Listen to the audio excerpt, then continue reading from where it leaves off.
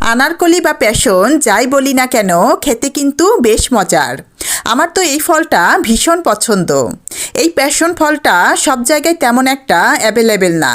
এই ফলটা কক্সবাজারের ওদিকে বেশি দেখা যায়। এই ফলের স্বাদ হয় টক মিষ্টি। ফলটা খেতে যেমন মজা তেমনি এই ফলের স্মেলটাও অনেক সুন্দর। আমার এক আঙ্কেলের এই ফলের গাছ থাকার কারণে আমি প্রায়ই আমার পছন্দের ফলটা খেতে পারি। এই ফলটা আমি প্রথমে একটা বাটিতে বের করে নিয়ে এর সাথে চিনি, লবণ আর মরিচের গুঁড়ো দিয়ে মেখে নিব। এই ফলের জুস খেতেও অসম্ভব মজার হয়। এই ফলের কালারটা দেখেন কি চমৎকার, দেখতেই কিন্তু বেশ লাগছে। আমি তো এই ফলটার দুটো নাম জানি। এই ফলের নাকি আরও নাম আছে।